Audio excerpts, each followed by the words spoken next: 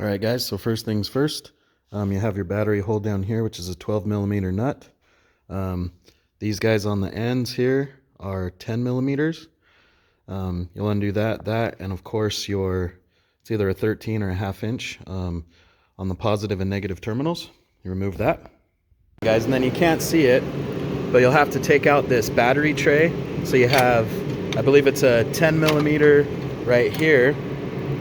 And also there's two that mount to the chassis this way, like how my fingers are oriented. You can't see them down there, but there's two of them. One on this side and one on this side, on the side.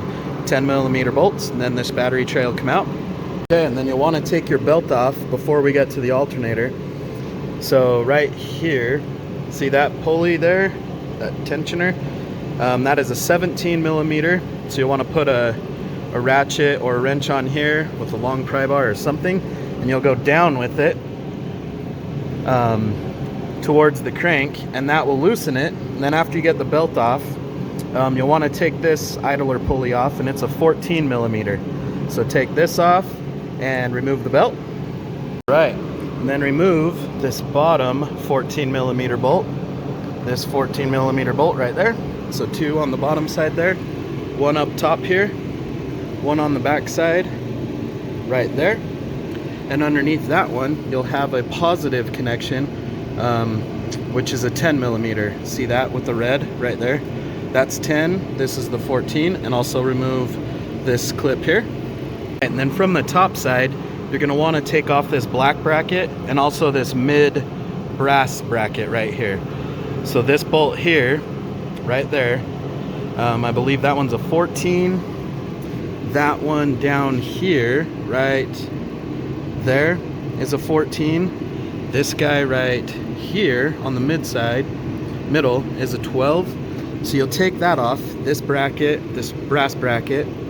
Behind this bottom bolt right there, I don't know if you can see it, but there's another bolt behind it, and that's a 19 millimeter. So take all of that off, and then also, hopefully you can see this, right, let me see, come on camera, right there. Do you see this piece right here? Yep, right there. There's a bolt right there, that's a 10 millimeter, and there's one on the opposite side, right there. Can you barely see that? Take those two off also. Those are 10 mils. And then on the bottom side, okay, and then from the bottom side, this is going to be a little difficult, but can you guys see this bottom bolt right here? That one right there, I believe, is a 14, and then behind it, behind that bracket, there's another 19 millimeter right there. And then on the middle part right there, see that one? That one's a 10 millimeter. That's for your lines. And then on the other side, this is going to be difficult because it's so jammed in here. See that bolt right there? Right there? That is, I believe, a 14. That one has to come out. And then, see on this other side, there's a 10 millimeter bolt right there. That one has to come out. And then you can pull this AC pump, or sorry, AC compressor from the top side. So you'll want to pull it up towards the hood in the engine bay, and then it'll come out just like this. So now you can see, oh, and also undo the connector.